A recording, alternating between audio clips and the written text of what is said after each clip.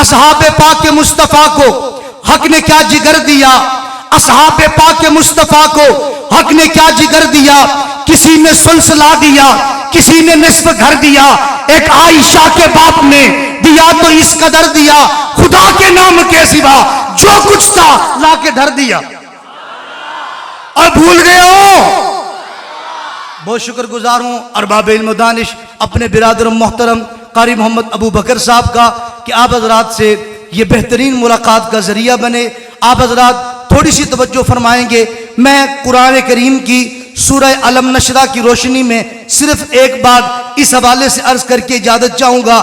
میرے دوستو، قرآن کریم کہتا ہے علم نشرح لک صدرک ووضعنا عنک وزرک الذی انقض ظہرک ورفعنا لک ذکرک۔ پوری توجہ فرمانا، ان 4 آیات میں خداوند قدوس نے احمد مجتبیٰ حبیب کبریا فخر الانبیاء سید البراء شمس الضحیٰ بدر الدجا مکین گنبد خضرا کی 3 خصوصیات کا تذکرہ فرمایا۔ آیتیں 4 ہیں، اللہ کے محبوب کی خصوصیتیں 3 ہیں۔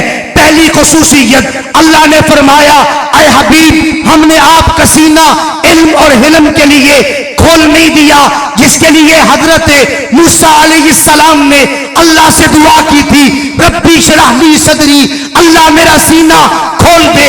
اللہ نے دعا کو قبول کیا، اللہ رب العزت نے آپ کے سینے کو کھول دیا۔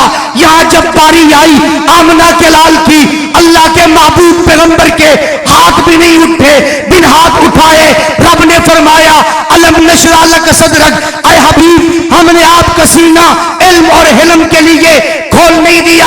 اور دوسری خصوصیت اللہ نے فرمایا ووضعنا عنک وزرک، اے حبیب ہم نے آپ سے آپ کے بوجھ کو ہلکا کر دیا، جس کے لیے حضرت موسیٰ علیہ السلام نے اللہ سے دعا مانگی تھی، اللہ وجعلنی وزیرا من اہلی ہارون اخی۔ اللہ رب العزت نے دعا کو قبول فرمایا۔ وَسَنَشُدُّ عَضُدَكَ بِأَخِيكَ کہہ کر کے اللہ نے حضرت ہارون علیہ السلام کو ان کے بھائی جناب موسیٰ علیہ السلام کے ساتھ کر دیا۔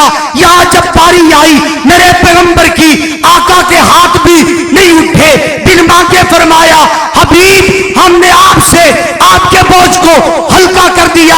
اور تیسری خصوصیت وہ ہے، فرمایا رفع ذکر، فرمایا ورفعنا لک ذکرک، اے حبیب ہم نے آپ کے لیے آپ کے ذکر کو بلند کر دیا۔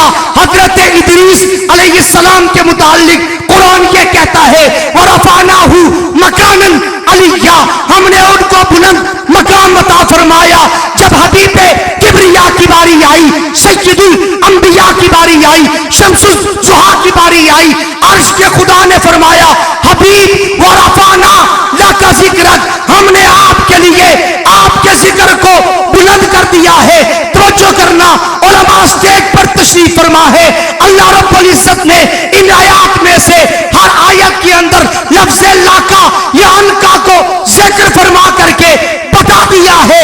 انبیاء اور بھی بہت ہے، نبوت کے تاجدار اور بھی بہت ہے، لیکن جو عزت آپ کو ملی ہے وہ کسی اور کو نہیں ملی ہے، جو عظمت آپ کو ملی ہے وہ کسی اور کو نہیں ملی ہے، جو بلندی آپ کو ملی ہے وہ کسی اور کو نہیں ملی ہے۔ اللہ نے باقی انبیاء کو صرف نبوت دی ہے، آمنہ کے لال کو نبوت بھی دی ہے، بخت نبوت بھی دی ہے۔ باقی انبیاء علیہ السلام کو اللہ نے صرف امت دی ہے، آمنہ کے لال کو اللہ نے خیر امت دی ہے۔ باقی انبیاء نے امامت کروائی ہے، امتوں کی کروائی ہے، آمنہ کے لال نے امامت کروائی ہے، نبیوں کی کروائی ہے۔ باقی انبیاء علیہ السلام کو اللہ نے کتابیں دی ہے، آمنہ کے لال کو اللہ نے اپنا کلام دے دیا ہے۔ باقی انبیاء علیہ السلام کو بھی اللہ نے معراج کروایا، آمنہ کے لال کو بھی اللہ نے معراج کروایا، لیکن باقی انبیاء کا معراج امتحان کی صورت میں تھا، مصطفیٰ کا معراج انعام کی صورت میں تھا۔ باقی انبیاء کا معراج فرش زمین پر تھا، مصطفیٰ کا معراج عرش بری پر تھا۔ جزاہم اللہ احسن الجزا۔ اسی طرح توجہ کیجئے گا، فرمایا ورفعنا لک ذکرک، اے حبیب ہم نے آپ کے لیے آپ کے ذکر کو بلند کر دیا ہے۔ یہاں سے 2 مسئلے سمجھ میں آئے۔ نمبر 1، اللہ کے پیغمبر کا تذکرہ بلند تھا، بلند ہے اور بلند رہے گا. بلند تھا، بلند ہے اور بلند رہے گا.